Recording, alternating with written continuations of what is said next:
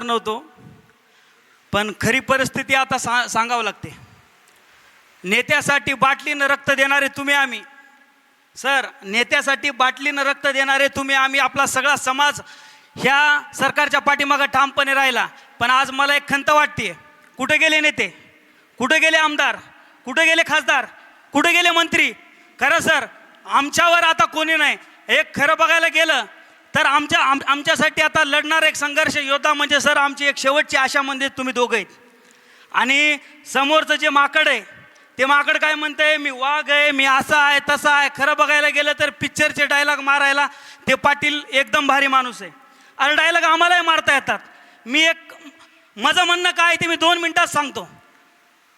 मला एक सांगायचं आहे, माना कि तू शेर है अपने जंगल का, माना कि तू शेर है अपने जंगल का, लेकिन हम भी वो शिकारी है, तुझे तेरे जंगल में आके ठोक देंगे. मला तुम्हाला एवढंच सांगायचंय की आता मी बोलायलो मध्ये सुद्धा मस्तकाला मुंगी जायले, पण कसं असतंय माहिती आहे का, ओबीसी समाज हा शेवटपर्यंत संघर्ष करणारा असते. बाबासाहेबाला मानणारा ओबीसी समाज आहे, फुले शाहू आंबेडकराला मानणारा ओबीसी समाज आहे. आणि खरं बघायला गेलं तर मी आज 2 वर्ष झालं सर तुमच्यासोबत आहे, त्याच्यामुळे मी एवढा शांत झालोय. आणि कसं बोलायचं काय बोलायचं ही तारतम्यता आम्हाला आहे. अरे माणुसकी सोडून आम्हाला सुद्धा तुमची इज्जत काढता येते, पण छत्रपती शिवाजी महाराजाच्या रक्ताचे जरी वारस नसलो तर आम्ही तर विचाराचे वारसदार आम्ही आहोत.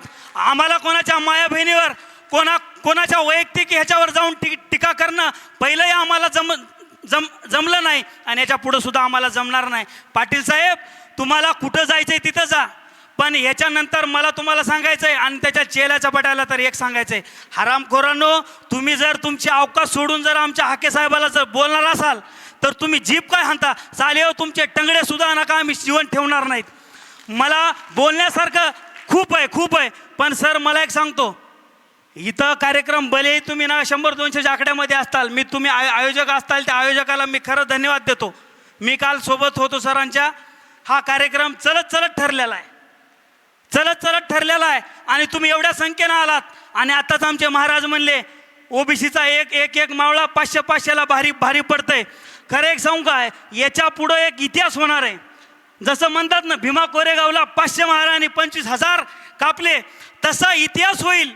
आता ह्याच्या पुढचं मी बोलत नाही, त्या पद्धतीनं मला ही बैठक त्या पद्धतीनं मला न्यायची नाही.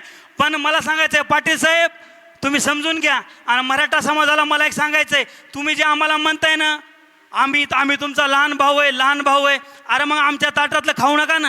आता 400-500 वर्षापूर्वी मागासलेला आमचा समाज आता कुठं तरी नोकरीला लागत होता आणि तुम्ही आमच्या मुंडक्यावर पाय देण्याचं काम करताय. तुम्हाला वाटत असाल हा ओबीसी समाज शांतपणे बघतंय बोलतंय, पण ज्यावेळेस रोडवर येईल ना तुम्हाला पळताभूत केल्याशिवाय राहणार नाही. तुम्ही जे आम्हाला सांगताय ना मुंबई जाम करू हे जाम करू, तुम्हाला काय जाम करायचं ते जाम करा, पण सर तुमच्या नेतृत्वात पूर्ण महाराष्ट्र जाम करण्याचं काम हे ओबीसी समाज इथं करणार आहे.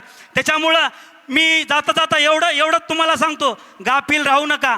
आणि मी एक सांगतो माईचान सांगतो, मेलात तरी चालेल पण तुम्ही गांडूची अवलाद म्हणून जगू नका. कारण आयुष्यभर मी एक सांगतो आयुष्यभर तुम्ही याच्या त्याच्या मला माहीत आहे आपण 18 पगड जातीमधला समाज आहे, आपल्याला एक व्हायला वेळ लागणार आहे. पण जेव्हा आपण एक होऊ ना तेव्हा हे हरामखोराची अवलाद शेवटपर्यंत घराच्या बाहेर सुद्धा निघणार नाही. एवढं मला तुम्हाला सांगायचं आहे. काय अरे तुम्ही 18 पगड जातीचे असताल, पण तुम्हाला मी एक सांगतो, जेव्हा तुम्ही घराच्या बाहेर निघताल ना तेव्हा तुम्ही जात म्हणून बाहेर निघू नका.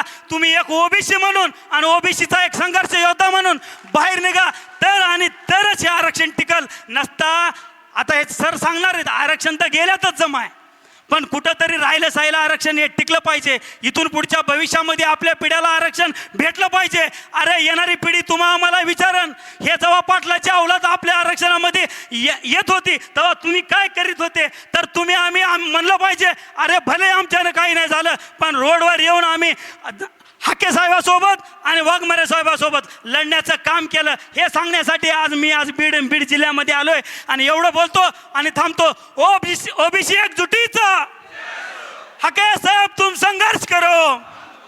अरे तुमचा आवाज काय संघर्ष करो म्हणायला तुम्हाला लाज वाटायली. हाके साहेब तुम संघर्ष करो, हाके साहेब तुम संघर्ष करो, वाघमारे साहेब तुम संघर्ष करो. आणि याच्यानंतर सांगतो सर, तुम्ही काय एकटे म्हणून समज नका, मला माहिती आहे सरांना काय त्रास होत आहे ते, पण एवढं सगळं तुम्हाला लेकरं बाळ आहेत, सरांना नाहीत का? तुम्हाला माया बहीण आहेत, सरांना नाहीत का? अरे सगळं घरदार रोडवर ठेवून हे आज बाबा तुमचं आमचं लेकराचं आरक्षण टिकवण्यासाठी आज रोडवर आलाय.